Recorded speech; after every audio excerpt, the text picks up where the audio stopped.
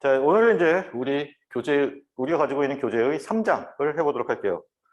자, 뭐 이 책을 썼고, 이 책도 일부 가져갔고, 자, 3장이 뭐냐 하면, 자, 회로 해석 방법이에요. 자, 이제 어널시스를 할 건데, 어널시스를 할 때 우리가 어떤 방법으로 해석을 할 수 있느냐. 자, 근데 이미 우리가 배웠어요. 여기 있는 해석법 중에 가장 대표적인 게 우리가 앞에서 다뤘었던 키르호프 법칙을 이용하는 메쉬 어널시스 혹은 노드 어널시스가 여기에 대표적인 해석 방법이 돼요. 그래서 지금 보면은 자, 여기 교재에서 다룰 내용들이 이래요. 지금 뭐 인트로덕션은 그냥 넘어가면 되고, 자, 노드 어널시스에 관련된 거 2개, 그다음에 메쉬 어널시스에 관련된 거 2개, 그다음에 자, 역시나 다시 노드 어널시스와 메쉬 어널시스를 이용한 뭐 응용 예제 정도로 생각하면 되겠어요. 자, 노드 어널시스는 어떤 노드를 기준으로 분석하는 방법이에요. 우리가 앞에서 노드일 경우에 뭘 썼지? 잘 모르고 있는 게 노드 전압이었고, 그 노드 전압을 구하기 위해서 그 노드에서의 키르호프 법칙, 정확하게는 키르호프 커런트 법칙을 이용하는 것을 우리가 2장에서 다뤘었어요. 3장에 메쉬 어널시스가 있죠. 자, 메쉬 어널시스 같은 경우는 우리가 어떤 룹 혹은 메쉬를 가정을 했었고, 그 메쉬 안에서의 전압 상승과 전압 강화를 따지는 뭐 키르호프 전압 법칙을 우리가 썼었지. 자, 그 2개를 가지고 회로 해석하는 거를 지금 이제부터 할 거예요. 자, 여러분들이 이제 배워야 될 게, 다시 좀 앞으로 가면, 이제 내가 어저께 4장과 관련된 강의 자료를 올려놨죠. 여기서 요 정리라고 하는 거. 요것만 배우고 나면 사실은 회로 해석과 관련된 건 다 배우는 거예요. 근데 여기 지금 회로 해석을 위한 정리에서 가장 중요한 게 태블행, 노튼 정리라는 거거든요. 자, 그것까지 배우게 되면 여러분들은 더 이상 회로 해석과 관련된 어떤 뭐 법칙, 규칙 그런 게 일단은 더 이상 없다고 생각하면 돼. 1학기 동안 여러분들이 써야 될 건 다 배웠어요. 그러면 이제 보면은 자, 여기서 우리가 뭘 배웠어? 오모의 법칙을 배웠죠. 그렇죠? 그리고 물론 이제 뭐 회로 등가의 원리 뭐 그런 뭐 자잘한 걸 더 배우긴 했어요. 근데 가장 중요한 건 오모의 법칙. 그리고 여기서 키르호프 법칙. 요 2개 가지고 이제부터 계속 연습을 한다고 생각하면 돼요. 그렇기 때문에 자, 다시 한번 얘기하지만 2장 과제 많이 냈어도 불만 없이 좀 잘 합시다. 자, 그리고 제가 얘기했지만 과제는 맞고 틀리는 게 중요하지는 않아요. 여러분들이 일단 열심히 풀었다라는 것만 보여주면 돼서 뭐 너무 스트레스 받지는 마. 모른다고 해서. 대신 나중에 풀이를 했을 때 이해는 할 수 있어야겠죠? 자, 지금 우리가 한번 봤던 내용이에요. 봤던 내용이고 지금 이제 노드 어널시스라는 거를 할 거예요. 노드 어널시스를 할 때는 우리가 모르고 있는 게 뭐냐 하면 혹은 구해야 되는 게 뭐냐 하면 주로 노드 전압을 모르고 있을 때 노드 어널시스를 해요. 어떤 한 점에서의 분석이잖아. 그렇기 때문에 언노운이 우리가 노드 전압, 여기 있는 뭐 V2라든지 이런 전압들을 얘기하는 거고 이때 이용하는 법칙이 키르호프 전류 법칙이 됩니다. 이해되죠? 그래서 자, 우리가 예전에 했던 부분이니까 뭐 간략하게 하고 넘어가면 일반적으로 회로 해석을 할 때 어디가 되었든 본인들이 보기 편한 부분에 레퍼런스를 잡아주면, 접지를 잡아주면 해석이 좀 더 쉬워진다 그랬어요. 그 이유는 얘를 레퍼런스를 안 잡고 여기를 V3를 놓게 되면 미지수가 하나 더 추가돼요. 근데 얘를 0으로 잡는 순간 미지수가 하나 확 줄어들지. 그렇죠? 그런 효과가 있어서 우리가 조금 더 편하게 회로를 해석할 수 있어요. 자, 그리고 우리가 KCL을 쓴다라고 했을 때 지금 요 점에서의 어떤 들어오고 나가는 전류의 뭐 입출력 관계를 따져야 되는데 물론 지금 여기서는 이렇게 들어온 거 이렇게 다 나가야겠지. 그렇죠? 근데 뭐 이거를 우리가 식으로 쓴다라고 하면 자, 지금 V1, 2라고 하는 게 왼쪽이 플러스 오른쪽이 마이너스일 때의 전압이죠. 그렇죠? V1, 2 나누기 여기 어떤 저항이 있다라고 하면 뭐 R1이라고 한 저항은 그다음에 여기서 이렇게 내려갈 때 여기 저항이 있다라고 하면 R2라고 한 저항이 있다면 R2분의 V2 뭐 이런 식으로 써서 우리가 식을 구할 수 있어요. 알겠지? 이런 것들을 우리가 앞으로 계속 연습을 할 거다라는 내용이에요. 자, 그래서 지금 보면은 여기 문제가 있죠. 자, 여기 A를 봅시다. 갑자기 난이도가 확 올라가는 듯이 느껴지는데 하나하나 해보면 돼요. 자, 문제에서 굉장히 친절하게도 여기 1번이라고 썼죠. 1이라고 써있죠. 1번 노드를 잡아줬어요. 그리고 여기도 2번 노드를 잡아줬어. 그리고 아래쪽에 보면은 레퍼런스를 잡아주고 여기 0이라고 되어 있어요. 자, 요거 일단 체크하고 넘어갑시다. 자, 그리고 뭐 V1, V2 뭐 그런 값들이 쓰여져 있죠. R1, R2, R3라고 하는 저항이 있고 I1이라고 하는 전류원이 있어요. 이해되죠? 그러면 자, 우리가 노드 애널리시스를 할 거니까 어떤 점에서의 키르요프 전류 법칙을 쓴다고 했잖아요. 1번 노드에서 키르요프 전류 법칙을 써봅시다. 그러면 자, 들어가고 나가는 전류의 방향을 잘 설정해 줘야겠죠. 지금 여기서는 자, I1이라고 하는 전류의 방향이 여기 정해져 있어요. 그렇지? 그래서 저 노드로 들어가는 전류 I1이 있는 거죠. 지금 I2는 방향이 이미 정해져 있어. 이걸 굳이 거슬릴 필요는 없잖아요. 그러면 나가는 전류 I2가 있네. 그 다음 이제 뭐 R2와 R1을 기준으로 어떻게 설정할 거냐는 건데 그냥 이거는 임의로 설정하면 돼요. 임의로 설정하면 되고 여기 같은 경우는 이미 여기를 플러스로 잡아줬기 때문에 굳이 이거를 우리가 거슬릴 필요는 없겠지? 그러면 자, 수동보기전을 만족하는 방향으로 잡아줍시다.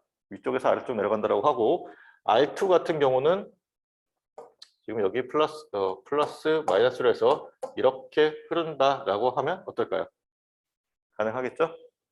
그래서 자, 지금 여기 아래쪽 보면은 지금 요 회로를 이렇게 지금 바꿔놨어요. 그러니까 전류의 방향을 이렇게 해놓은 거야. 그래서 자, 이렇게 조금 헷갈리는 거는 대문자 I1이 있고 소문자 I1이 있어요.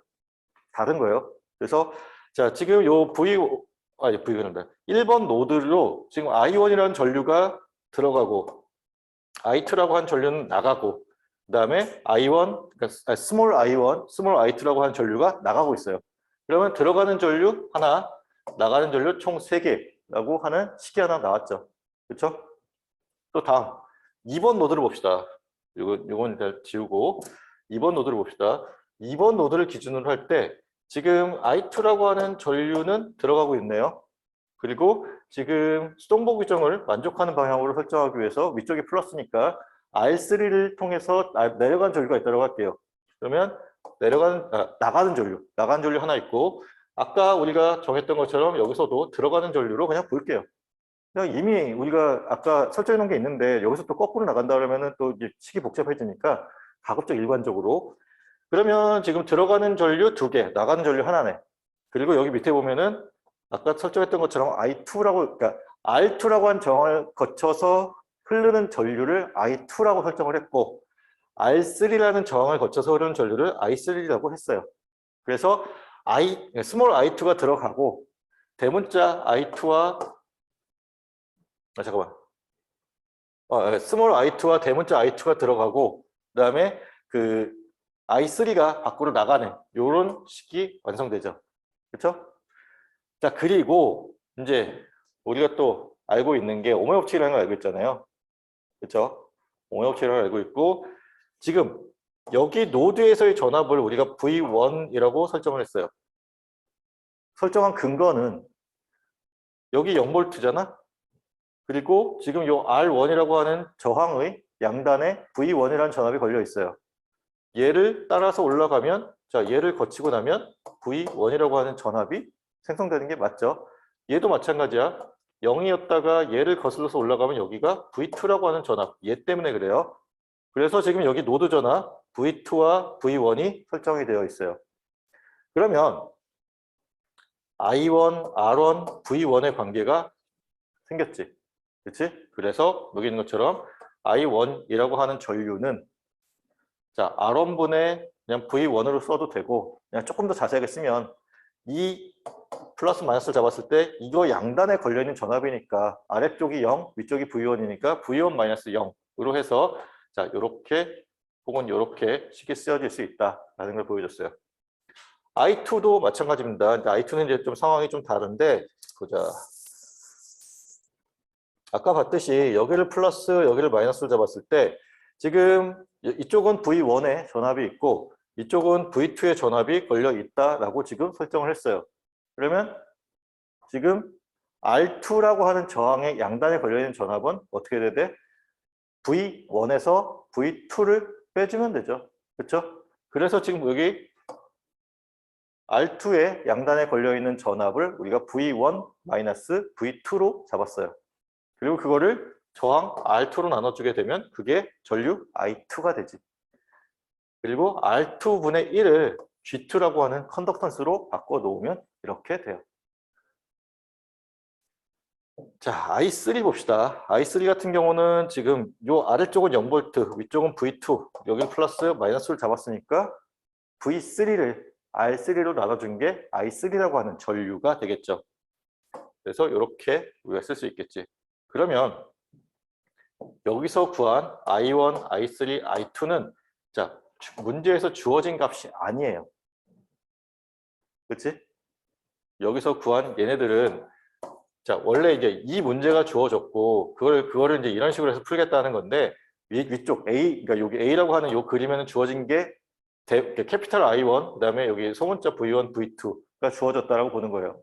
그러면 얘네들 없애줘야 되지. 그래서 오메 법칙을 이용해서 얘네들을 여기에 이제 식을 다 대입하는 거예요. 그렇게 해서 정리한 게 자, I1이라고 하는 거, 그러니까 캐피탈 I1은 캐피탈 I2의 자, 얘네들, 그러니까 여기서 위에서 구한 I1과 I2 값을 대입한 거를 써줄 수 있고, 자, 그렇게 정리한 게 이렇게 정리가 됐어요.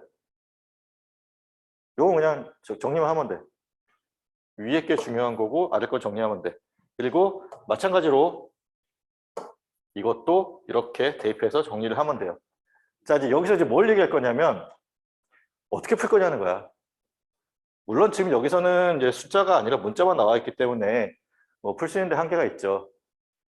근데 얘네들을 우리가 이런 식의 행렬 형태로 만들 수 있어요.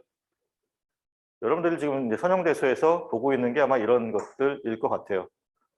물어보면 당연히 안 배웠다라고 하겠지만 아마 배웠을 거야. 잘 생각해봐요. 그래서 어떻게 되는 거냐면 지금 여기 보면은 자 G1, V1 더하기 그다음에 그러니까 V1끼리 묶어주는 거예요. 자 보자. G1 더하기 G2 곱하기 V1 요 식에서 거기에 마이너스 G2 V2는 I1 마이너스 I2가 되네요. 그렇죠? 요 아래쪽 식을 요거에 대해서 정리를 하면 어떻게 빼주면 좋나? 자, G2 V1 마이너스 G3 마이너스 G2 V2 이퀄 넘기면 마이너스 I2가 되네. 조금 모양이 안 이쁘긴 하네. 자, 이렇게 되면은 자, V1 색깔 바꿔서 V1 V1 V2 V2 이렇게 하면 우리가 매트릭스 폼을 바꿀 수 있죠. 어떻게 바꾸냐? 자, G1 플러스 G2 그다음에 마이너스 G2 그다음에 여기는 아래쪽에 G2 그다음에 마이너스에 G3 마이너스 G2 이렇게 묶어주고 여기에 V1 V2 써주고 이퀄 I1 마이너스 I2 마이너스 I2 이렇게 매트릭스 폼으로 써줄 수 있으면 되죠. 뭐 검사는 얘랑 얘 곱하고 얘랑 얘 곱해서 더하면 그게 I1 마이너스 I2가 나오면 되는 거잖아. 그게 지금 위쪽에 있는 이 식을 뜻하는 거죠. 자, 이런 식으로 매트릭스 폼까지는 행렬의 형태로는 구할 수 있다라고 가정합시다. 그리고 나서 이제 우리가 풀 수 있는 방법이 총 3가지가 있는데 자, 뭐 가우시안 소거법이라고 하는 거는 뭐 열심히 곱하고 더하고 빼고 해서 그러니까 개수들을 소거하는 방법이고 이거는 뭐 여러분들이 이미 다 잘 알고 있는 내용이고 우리가 할 건 요거 정확하게는 요거 크라마의 법칙이라는 걸 한번 해볼게요. 그래서 크라마의 법칙이라는 거는 여러분들이 가지고 있는 교재가 회로 해석책이든 아니면 알렉산더 책이든 상관없이 뒤쪽에 보면은 이제 부록이라고 하는 뭐 어펜딕스라고 하는 부분이 있는데 거기에 내용이 정리가 되어 있어요. 자, 이거는 이렇게 풀면 됩니다. 자, 여기 우리가 행렬이 있을 때 행렬식 혹은 디터미넌트라는 거를 구할 수 있죠. 디터미넌트, 행렬식. 이것도 안 들어봤다는 표정으로 있는데 이건 들어봤을 거 아니야? 안 들어봤어요? 서정대에서 배우지. 들어봤을 거예요. 예, 제일 먼저 나와 있을 거야. 행렬식은. 자, 만약에 매트릭스 폼이 뭐 A, B, C, D 이런 식으로 해서 뭐 X, Y 이걸 뭐 뭐시기 이렇게 돼 있다고 하면, 자, 여기 있는 얘에 대한 디터미넌트 혹은 매트릭스 폼을 구해라 라고 하면 AD 마이너스 BC, 이거 기계적으로 많이 하잖아. A 곱하기 D 마이너스 BC라고 하는 것이 행렬식 혹은 매트릭스 폼이라고 얘기를 해요. 아예 디터미넌트라고 얘기를 해요. 자, 그래서 지금 여기 있는 것처럼 디터미넌트 A라고 하면 A라는 것이 우리가 알고 있는 행렬식이라고 했을 때 2x2짜리 행렬식이라고 했을 때, 자, 이렇게 기호로 쓰게 되고요. 행렬을 이렇게 기호로 쓰게 되고, 자, 이렇게 약속을 하기도 하고, 그게 결국 의미하는 건 뭐다? 자, 여기 있는 이것을 의미한다. 자, 우리가 이제 뭐 3개짜리도 가끔 나오죠. 3x3 매트릭스도 가끔 나오죠. 3x3 매트릭스의 행렬식 구하는 거는 이래요. 지금 요거 하고 요렇게, 이게 여기 있지? A에 E, F, H, I. 그 다음에 두 번째는, 자, B가 있으면 얘네들을 묶어서 또 써주게 되죠. 그 다음에 C가 나오면 요게 나오게 되지. 이해돼요? 자, 그러면 각각에 대해서 이게 A, B, C는 곱해지는 거고, 자, 부호가 플러스, 마이너스, 플러스야. 요거만 주의하면 되고, 그리고 요 내부에서 계산하는 거는 위에 있는 것처럼 얘와 같이 계산하면 돼요. 대각선으로 곱해주고, 곱해줘서 빼주면 돼요. 그래서 지금 이와 같은 형태가 나오게 되더라. 요거를 일단 계산할 수 있어야 돼요. 우리 회로에서 이제 쓰게 될 거예요. 계산할 수 있어야 돼. 자, 그리고 앞으로 이제 행렬식을 이렇게 디터미넌트를 이렇게 쓸게요. 뭐 델타를 쓸게요. 그러면 자, 이제 예제예요. 그러니까 예제인데 이와 같은 3x3 매트릭스를 가지고 우리가 디터미넌트를 구해봐라 라고 하게 되면, 아까 얘기했던 것처럼 여기 1 놓고 이거에 대한 행렬식 구하고, 2 놓고, 여기는 1 놓고 얘에 대한 행렬식 구하고, 그 다음에는 얘를 놓고 이거에 대한 행렬식 구해서 계산하면 이와 같은 계산이 되고, 이거를 잘 따라서 계산을 하면 결과가 마이너스 7이 나온다라는 건데, 저는 간단하게 넘어가지만 여러분들은 반드시 계산을 좀 해봤으면 좋겠어요. 알겠지? 자, 우리가 방금 봤었던 그런 이제 회로 방정식을 푸는 데 있어서 이게 시작이야. 요 디터미넌트 계산하고 이제 크라머의 법칙 적용하는 게 방정식을 푸는 데에서 시작이기 때문에 요거는 반드시 숙지하고 있어야 돼요. 그리고 나랑만 하는 게 아니라 아마 요번 학기 그 남윤호 교수님하고 하고 있는 선형대수에서도 반드시 나올 거예요. 자, 그래서 일단 디터미넌트까지는 구할 수 있다라고 가정을 하고, 그럼 과연 이제 크라머의 법칙이 뭐냐를 볼게요.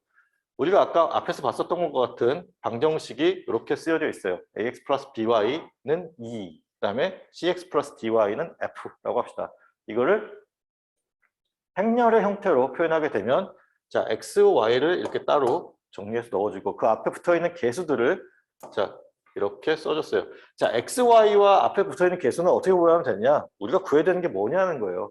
지금 여기서 우리가 구하고 싶은 거는 x, y고 a, b, c, d, e, f는 주어진 상수인 거예요. 그래서 상수들을 저렇게 하면 되는 거고, 자, 그렇게 했을 때, 자, 이와 같은 행렬의 형태에서, 자, 행렬식이 0이 아닌 경우, 뭐 보통 이런 경우에 이제 뭐 역행렬이 존재한다라는 것을 우리가 행렬식이 0이 아닌 경우로 가정하죠. 그러니까 비슷한 느낌으로 보면 돼요. 행렬식이 0이 아닌 경우에 x는 이렇게 구하면 돼요.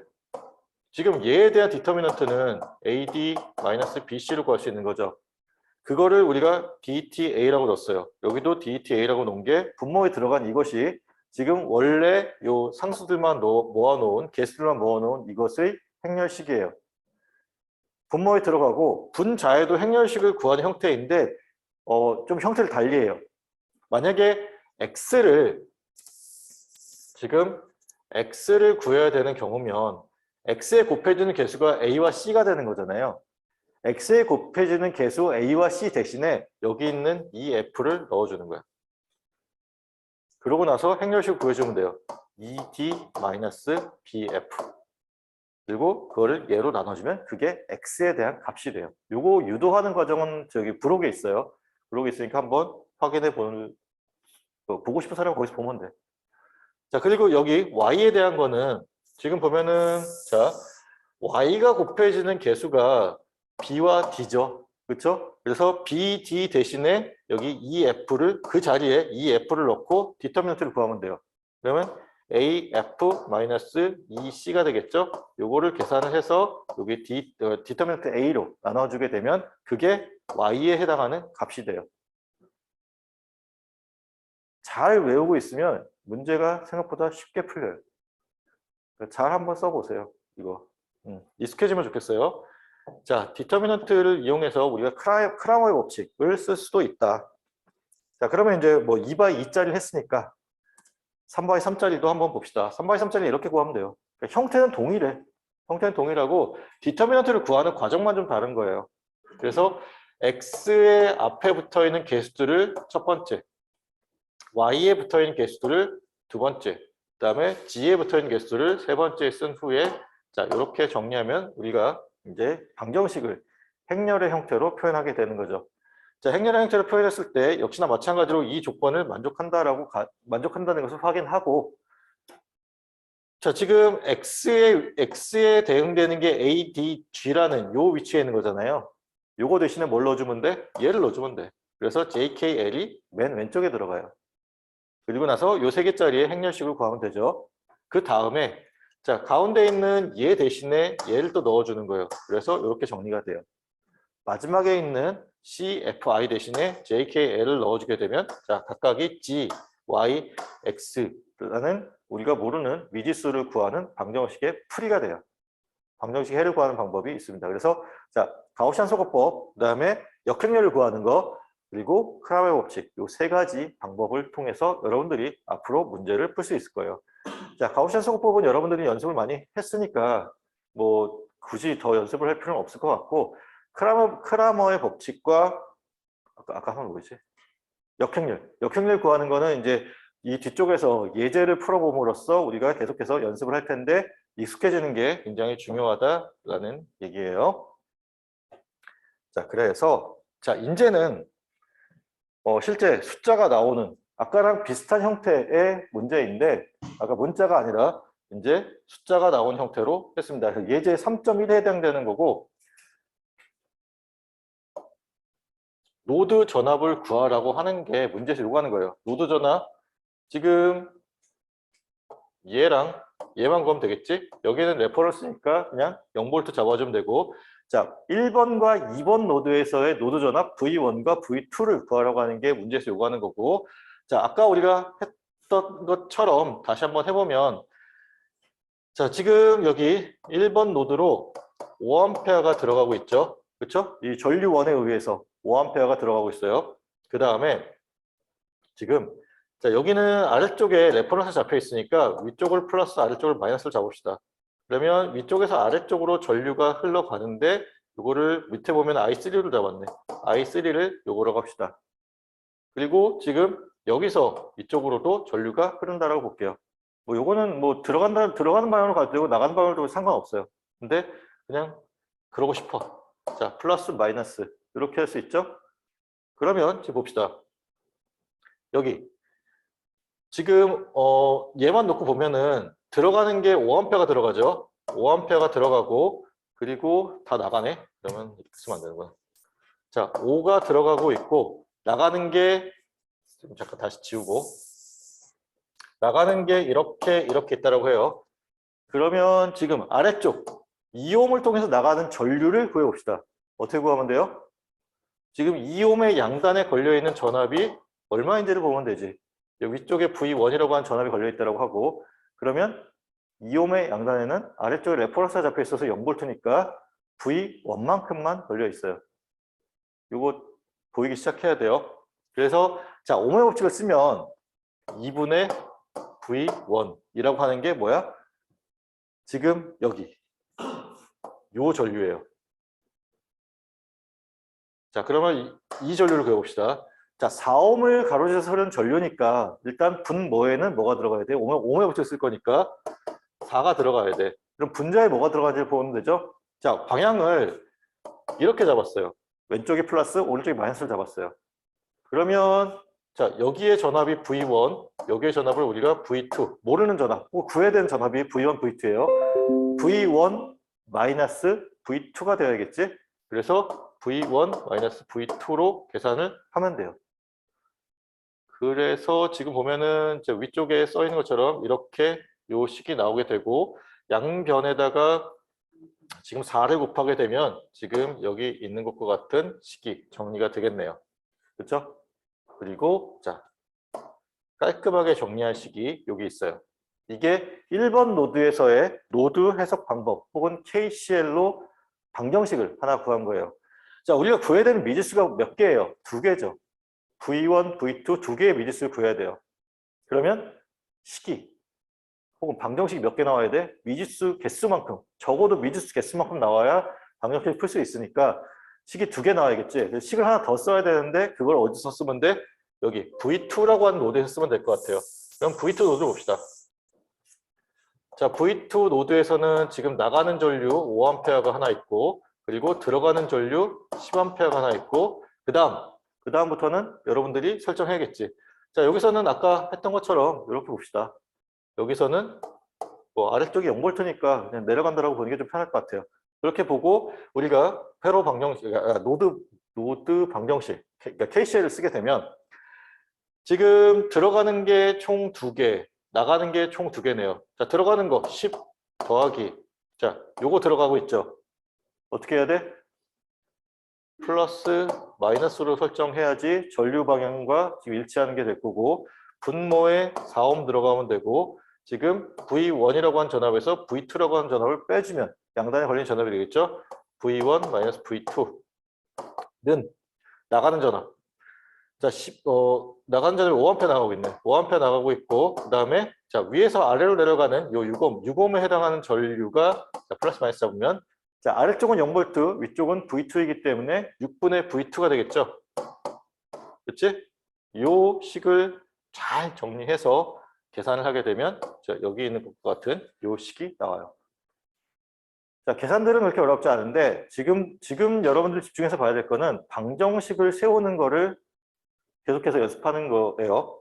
그래서 자, 식이 2개 나왔지. 1번식, 지금 2번식 나왔어요. 자, 뭐 이 정도 되는 문제에서는 사실 뭐 크라마의 법칙을 쓰면 오히려 더 복잡해질 수 있고, 그래서 여기 있는 것처럼 자, 소거법을 이용한다라는 거예요. 그래서 소거법을 이용해서 풀게 되면 자, 뭐 4V2는 80이라는 게 나오고, V2 값이 20V가 나오고, 그래서 V1 값은 뭐 여기 있는 것처럼 뭐 13.333V 혹은 3분의 40V라고 하는 값이 나온다라고 하는 거는 직접 한번 풀어보세요.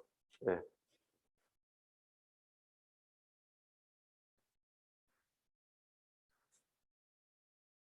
자, 근데 뭐 우리가 연습해야 될 거는 크라마의 법칙을 배웠으니까 그걸 연습해야겠죠? 자, 크라마의 법칙을 연습해 봅시다. 사실 방금 그러니까 지금 이 문제 같은 경우는 크라마의 법칙을 적용하는 게 계산량이 좀 더 많아지는 문제는 있어요. 근데 이제 뭐 연습 단계니까 여러분들이 이제 익숙해지는 의미로서 크라마의 법칙을 써보는데, 자, 방금 구했던 방정식 2개를 다시 썼어요. 얘를 우리가 미지수 V1, V2로 설정을 하고 앞에 개수들을 모아서 써주게 되면은 자, 이와 같은 행렬을 매트릭스 폼으로 우리가 쓸 수 있죠. 자, 여기서 먼저 구해야 될 거, 먼저 확인해야 될 거 뭐? 디터미넌트. 얘를 행렬식으로 바꿔서 그러니까 얘를 이용해서 행렬식을 계산했을 때 이게 0이 아니다라는 거는 확인해야 돼요. 그래서 0이 아닌 거는 일단 구해봐야겠지? 그래서 구하고 나면 이렇게 곱하고 이렇게 곱해서 빼는 거니까 자, 이와 같은 형태가 되고 12. 0은 아니에요. 그럼 우리가 크라마 법칙 쓸 수 있어요. 그러면 자, V1이라고 하는 거는 자, 지금 방금 전에 구했던 디터미넌트를 분모에 써주고, 지금 X가 아니라 V1의 위치에 있는 V1이 곱해지는 위치에 있는 요거 2개 대신에 20하고 60을 대신 넣어주면 되는 거죠. 그러고 다시 행렬식을 구해주게 되면 자, 이와 같은 계산이 나오게 되고, 우리가 앞에서 구했었던 것과 마찬가지로 V1 값이 뭐 13.333이라고 나와요. 자, V2를 구해봅시다. V2는 지금 여기 있는 것처럼 자, 마이너스 1과 5 아니 이게 아니고 여기가 아니고 위지. 마이너스 1과 5 대신에 지금 20하고 60을 대신 넣어주면 되죠. 그래서 20, 60이 들어갔고, 자, 지금 이와 같이 계산이 되어서 앞에서와 마찬가지로 20이라는 값이 나왔어요. 자, 이 형태 반드시 기억하고 익숙해지도록 합시다. 자, 이해되세요?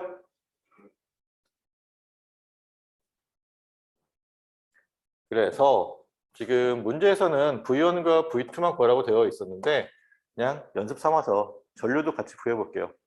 자, I1이라, 그러니까 여기 문제 설정한 I1이라고 한 전류는, 자, 지금 요 회로에서 전류원이 하나 껴 있잖아요. 그렇지? 전류원 5A짜리 전류원 하나 껴 있지. 그러면 지금 내가 빨간색으로 좀 표시하는 요 지금 라인 도선에는 5A가 흘러요. 그러면 여기는 좀 얘기가 달라져. 왜냐면 중간에 껴 있기 때문에. 그러니까 어떤 느낌이냐면은 이렇게 보면 돼요.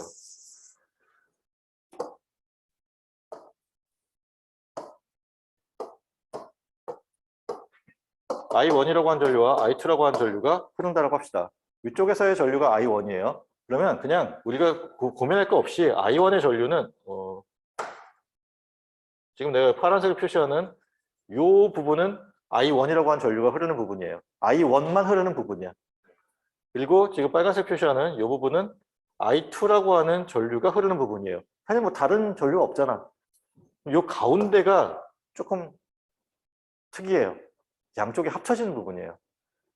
그러면 이제 내가 어느 방향으로 흐를 건지를 정할 거냐가 중요한데, 내가 만약에 이 방향을 여기 이 가운데 부분의 전류의 방향을 잡는다고 하면, 자, 얘랑 일치하는 게 I1이죠. I2는 지금 위쪽, 그러니까 요 선을 기준으로 했을 때는 이 방향으로 흘러요. 반대 방향이지. 그래서 내가 구해야 되는 요걸 I3라고 한다면, I3라고 하는 전류는 지금 이 방향으로 흐른다라고 가정했을 때 I1 마이너스 I2로 흐르게 돼요. 근데 그럼 방향을 반대로 잡읍시다. 자, I3를 이 방향으로 잡을게요. 그러면 아래쪽 방향 I2와는 일치하는 방향이고 I1과는 반대로 흐르는 방향이죠. 그래서 만약에 지금 이와 같은 방향을 잡았다면 I3는 I2-I1으로 계산을 하면 돼요. 알겠죠?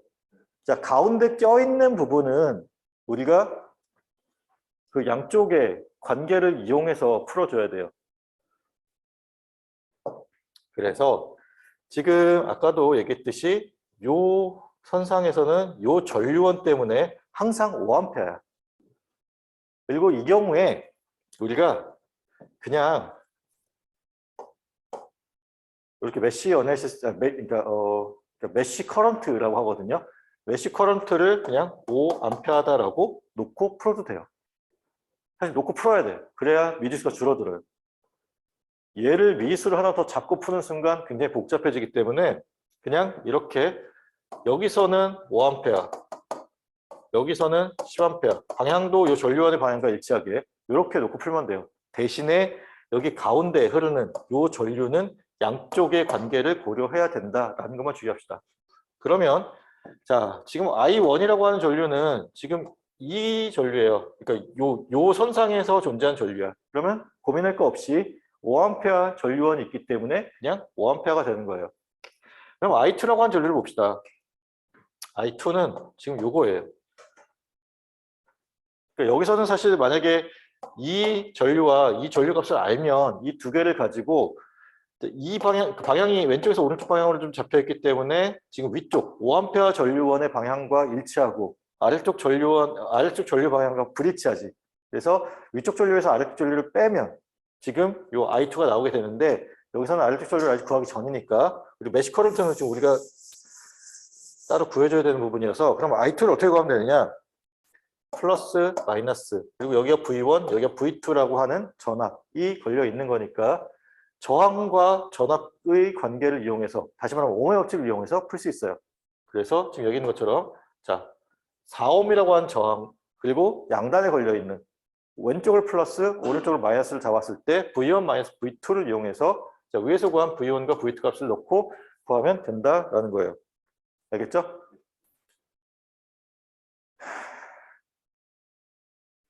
자, I3라고 하는 전류는 지금 보면은, 자, 위쪽에서 아래쪽으로 흐르는 전류이고, 자, V1, 그리고 아래쪽은 우리가 그라운드를 잡았기 때문에 0V지. 그래서 2분의 V1으로 풀 수 있는 거죠. 그래서 지금 2분의 V1, 그래서 6.666.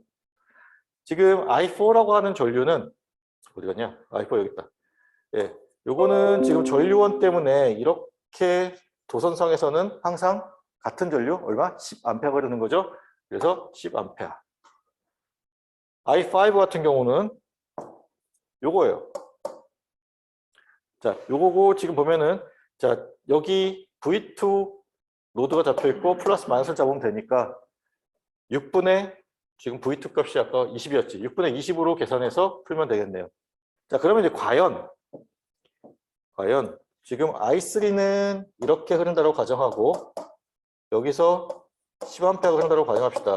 그게 I5가 나오게 할 수 있는지 한번 연습해 볼까? 자, I5라고 하는 건 위에서 아래로 흐르는 거고, 그리고 10A가 위에서 아래로 흐르고, I3라고 하는 전류는 아래쪽에서 위쪽으로 올라가요. 그러면 지금 10A 마이너스 I3가 이 관계를 만족하면 되죠. 그래서 지금 I3, 그러니까 10 마이너스 6.666 하게 되면 여기 있는 것처럼 3. 이렇게 나오는 거예요. 이해돼요? 자, 이거는 그냥 연습 삼아서 한번 해봤어요. 지금 우리가 쓴 거 뭐예요? 키르호프 법칙, 오메 법칙 두 개 가지고 회로를 해석하는 거예요. 자, 연습을 많이 해야 되는 게 어차피 우리가 쓸 수 있는 거는 한정되어 있는데 문제 유형이 좀 많이 달라져요. 그럴 때마다 아, 이거는 이렇게 적용하면 좀 쉽더라라는 그 감이 생기는 게 중요하거든요. 지금 단계에서는. 자, 어려워하지 말아야 될 게 알고 있는 게 별로 없어요. 지금. 오메 법칙 그리고 키르호프 법칙 달랑 두 개 갖고 우리 문제 푸는 거예요. 거기에 조금 더 들어가면 뭐 Y 델타 변환인데 내가 얘기했잖아. 나 Y 델타 변환 잘 안 쓰고도 먹고 살아요. 네, 여러분도 풀 수 있어. 그러면 자, 오메 법칙과 키르호프 법칙만 가지고 문제를 해석하는 방법을 연습하는 게 지금부터 필요한 거예요. 알겠죠? 문제가 조금 복잡해 보이죠? 그리고 이제 문제에서 요구하는 게 이럴 때일수록 문제에서 요구하는 게 뭔지를 일단 먼저 파악하는 게 중요해요. 문제에서 요구하는 거는 노드 전압을 구하래요. 자, 우리가 지금 뭐 노드 어널리시스를 하고 있으니까 노드 어널리시스를 써야겠다라는 생각이 들 텐데 일단 원칙이 노드 전압을 구해라 라고 하면 뭘 써야 된다? 노드 어널리시스 다시 말하면 KCL을 쓰는 게 일단 먼저 생각나야 돼요. 자, 메쉬 커런트 혹은 이렇게 회로 내에 흐르는 전류를 구해라 라고 하면 그때는 자, 전류를 우리가 구해야 되는 문제이고 그때는 메쉬 어널리시스를 쓰는 거 다시 말하면 KVL을 쓰는 게 일반적이에요. 자, 지금부터는 굉장히 그러니까 기계적으로 여러분들이 문제를 푸는 거를 좀 연습을 시킬 거예요. 어떻게 하냐면 일단 문제를 봤을 때 모르는 게 전압이다. 그러면 그러니까 특히나 노드 전압이다. 그러면 그때는 어떻게 KCL을 쓰면서 노드 어널리시스를 쓴다. 전류를 구해야 된다. 그럴 때는 KVL을 쓰면서 우리가 메쉬 어널리시스를 쓰는 게 일반적이고 어떤 경우에든 오메 법칙은 항상 고려가 되어야 된다라고 생각하면 좋겠어요. 알겠죠? 자, 그러면 봅시다. V1, V2, V3라고 하는 전압, 노드 전압을 구하라고 했으니까 일단은 KCL을 써야겠죠. 그리고 마지막으로 커런트 I를 구하라고 되어 있어요. 이건 또 어떻게 접근하면 될지를 좀 봅시다. 자, 지금 문제가 굉장히 복잡해 보이지만 노드가 그렇게 많지는 않아요. 아래쪽에 아무런 뭐가 없기 때문에 아래쪽은 다 0V라고 하는 레퍼런스로 잡혀 있어요. 지금 위쪽은 V1이라고 하는 노드로 잡혀 있네요. 그렇죠? 여기는 V3라고 되어 있고 자, 우리가 사이에 껴있는 저항들이 있기 때문에 평행이동은 제한적으로 쓸 수는 있는데 얘네들을 넘어서 쓸 수는 없어요. 자, 그리고 여기서 우리가 확인할 게 뭐냐면 단위가 지멘스야. 그럼 얘는 2옴이 아니라 2분의 1옴인 거예요. 그렇죠? 자, 요거는 일종의 함정으로 문제가 만들어 놓은 것 같아요.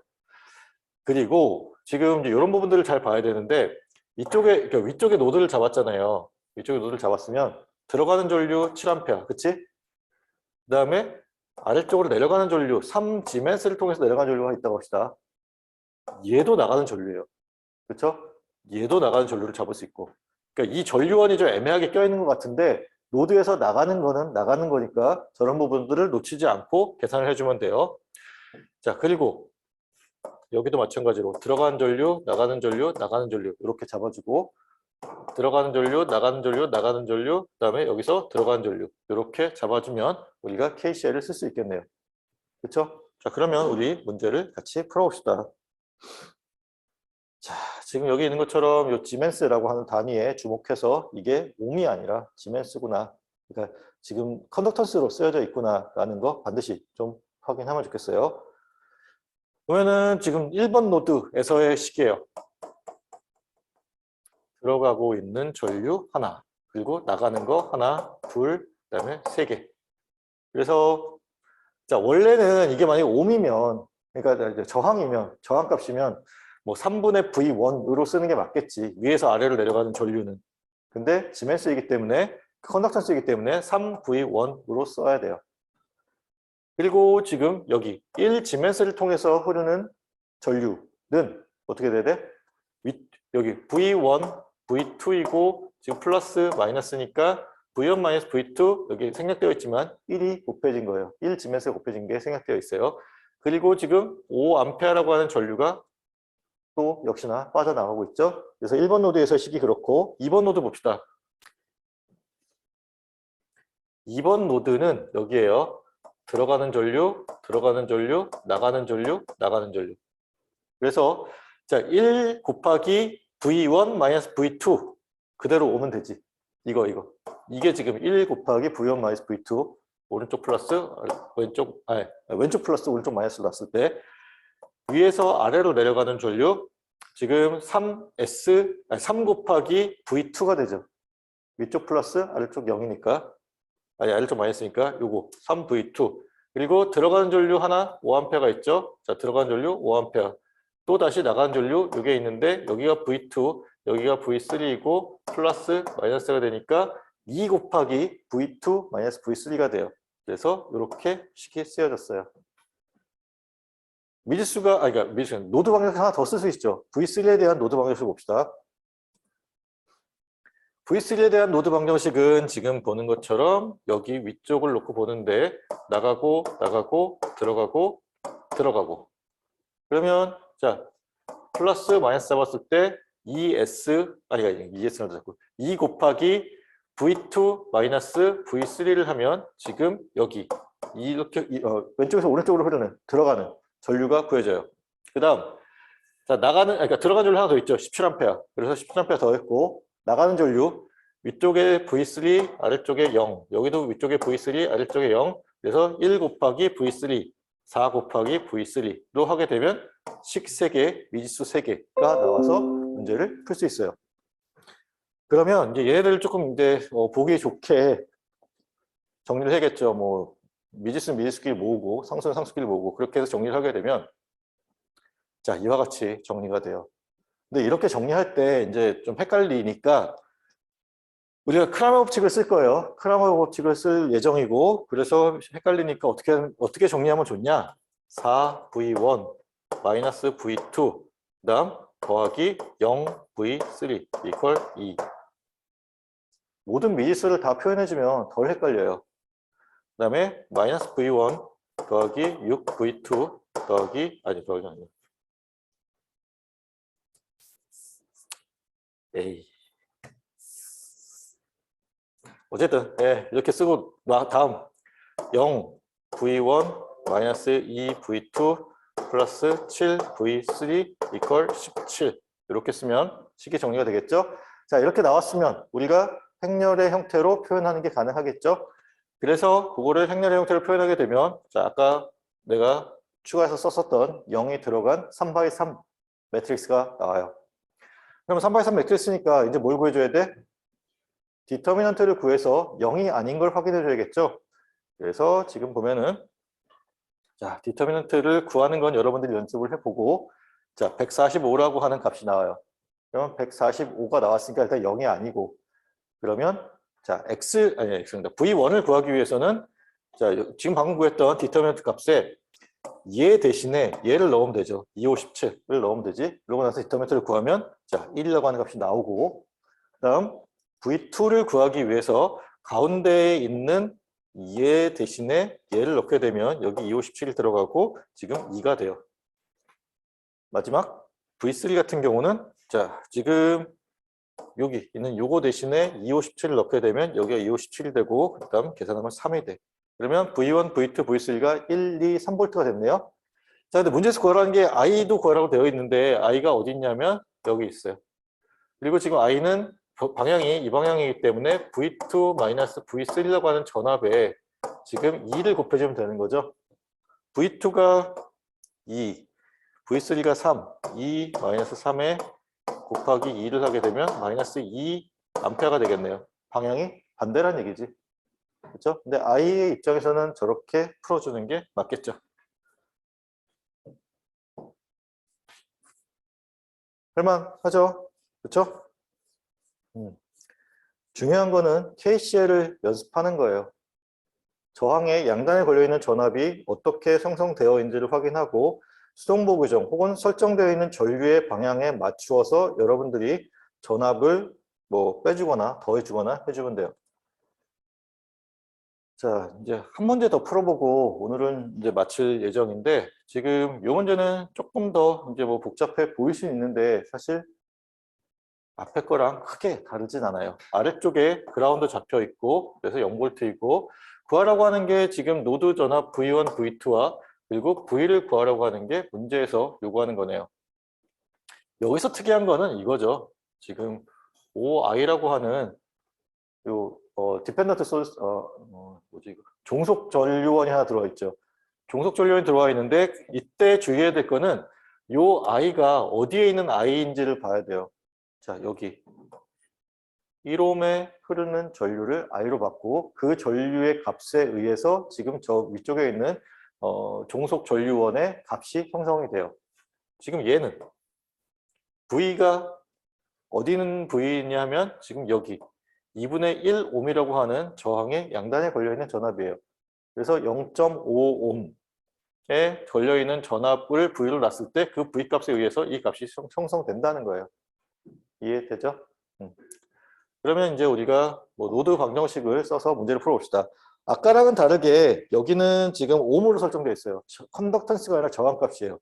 그래서 지금 I라고 하는 건 여기 있고 자 지금 I를 우리가 구하면 1 곱하기 V1이 돼서 V1 값과 같아요. 이런 거는 우리가 오메 법칙으로 쉽게 확인할 수 있는 거죠. 그렇죠? 그리고 지금 자 여기 위쪽에 있는 이제 V라고 하는 거는 마찬가지로 우리가 관계식을 써서 표현해 보면 여기를 우리가 V1으로 놓고 여기를 V2로 놓는 거니까 V1-V2가 되는 거지. 지금 여기 있는 V에서 오른쪽이 플러스 왼쪽이 마이너스니까 지금 플러스 쪽에서 마이너스 쪽 전압을 빼주면 그게 저기에 해당되는 전압이 나오는 거죠. 그래서 이렇게 풀어주면 되고 우리가 일단 방정식을 노드 방정식을 쓰기 위해서 필요한 거는 다 모은 것 같아요. 그러면 이제 1번 노드에 대해서 노드 방정식을 세워봅시다. 지금 자 여기가 1번이에요. 들어가고 나가고 나가고 나가고 이렇게 봅시다. 들어가는 전류 5A가 있어요. 자 나가는 전류 하나 더 있네. 자 여기 위쪽에 하나 더 있네. 5A의 전류, 5I라는 전류가 지금 나가고 있고 지금 여기 문제에서 여기 I로 설정되어 있으니까 이거 I로 놓고 풀면 돼요. 자 I 써주고 그 다음에 지금 이렇게 내려가는 전류잖아요. 위쪽 V1 아래쪽 0이니까 V1 나누기 1을 해서 V1만큼 되고 그리고 지금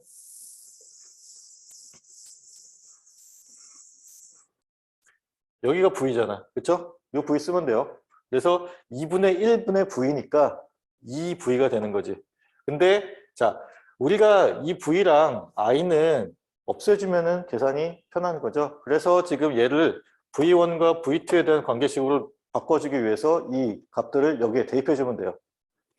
이렇게 정리를 하면 자 이와 같이 정리가 될 거예요. V1과 V2만 나오는 식으로 정리가 됐어요. 자 그리고 이제 요거를 조금 더 간단하게 정리를 하면 자 5는 9V1-2V2로 정리가 돼요. 자 다음 이제 2번 노드를 봅시다. 2번 노드는 여기 위쪽에 있는 요 노드예요. V는 그러니까 지금 보면은 들어가는 전류 하나, 여기도 들어가는 전류, 또 나가는 전류, 들어가는 전류 이렇게 됐네요. 들어가는 전류 총 3개, 나가는 전류 하나로 볼게요. 그러면 여기 플러스 마이너스로 설정하고, 자 지금 OI라고 하는 전류가 지금 여기에서 들어가죠.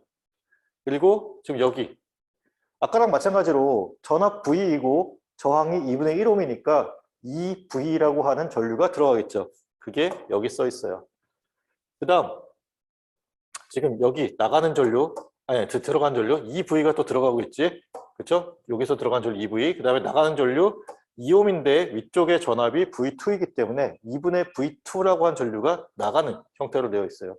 여기서도 마찬가지로 지금 V와 I로 표시되어 있는 곳에다가 여기서 구한 이 값들을 대신 대입해서 정리를 하면, 자, 이와 같이 정리가 됩니다. 그렇죠? 그리고 마찬가지로 V1과 V2를 이용해서 깔끔하게 정리를 하면 이렇게 돼요. 그러면 이제 2x2 매트리스가 나오겠죠? 여기는 헷갈리니까 여기다가는 5를 써주면 되겠네.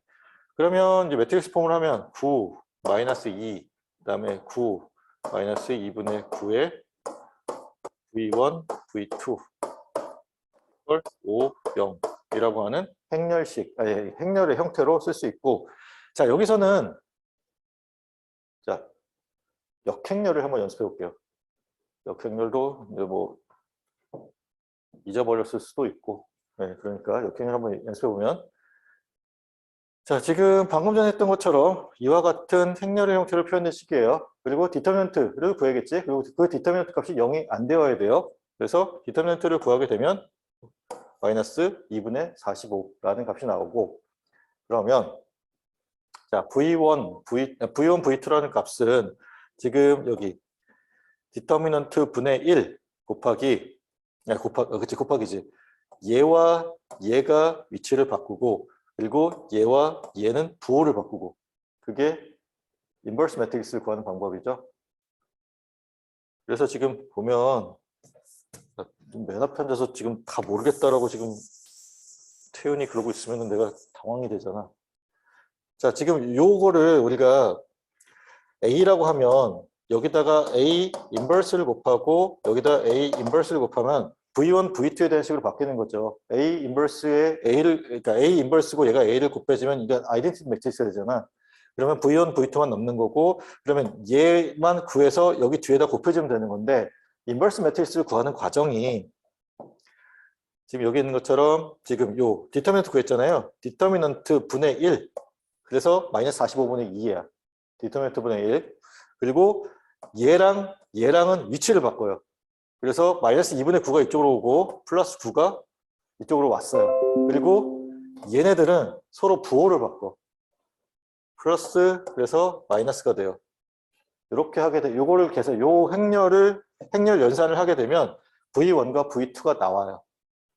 그래서 자, 계산을 하면 자, V1은 이렇게 곱해주면 되겠지. 이렇게 해서 얘랑 곱해주면 되는 거잖아요. 그렇죠? 그래서 이렇게 1 그리고 V2는 2라고 하는 값이 나오더라라는 것까지 하면 될 것 같아요. 끝내려고 했더니 아직 시간이 너무 많이 남아서 한 문제만 더 풀고 갈게요.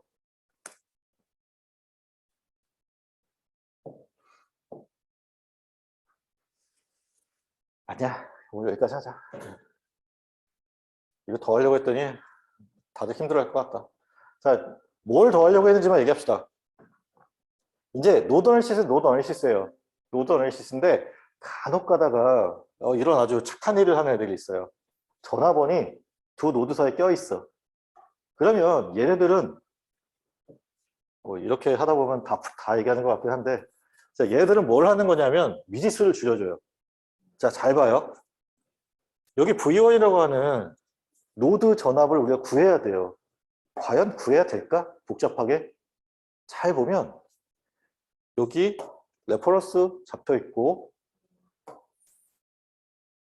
얘네만 놓고 보면 지금 0V 가다가 여기 10V로 전압 상승됐는데 그게 V1이래. 그러면 저기를 굳이 V1을 놓지 않고 그냥 10V로 놓으면 되는 거예요. 자, 노드와 노드 사이에 전압원이 껴있다. 이건 되게 좋은 일이에요. 우리가 미지수를 줄여줄 수 있어요. 자, 아예 상수 형태로 되기도 해요. 이와 같이. 근데 이제 이런 식으로 껴있는 경우도 있지. 레퍼런스를 끼지 않고 있는 경우. 이때는 어떻게 되느냐? 양쪽 사이 관계식이 나와요. 지금 여기는 왼쪽은 V2, 오른쪽은 V3라고 하는 거예요. 그러면 근데 사이에 5V라는 전압 차이가 유지되고 있는 거야. 항상. 어디가 더 높은 거야? 왼쪽이 더 높은 거죠. 그래서 V2-V3가 5V다 라고 하는 관계식이 나오죠. 그러면 우리가 V3는 V2-5 혹은 V2는 V3 플러스 5로 놓고 풀면 되지. 그러니까 둘 중 하나는 없어진다는 거예요. V3를 없앨 수 있든지 아니면 V2를 없앨 수 있든지 미지수 하나가 줄어들어요. 그래서 이런 거를 우리가 뭐라 그러냐? 슈퍼노드라고 불러요. 노드는 노드인데 큰 노드란 뜻이야. 큰 점이 하나 있다라고 생각하면 돼요. 이렇게 우리가 문제를 풀면 미지수를 줄일 수 있어서 좋더라. 그리고 잘 이용하면 우리가 편하게 문제를 풀 수 있더라라는 거예요.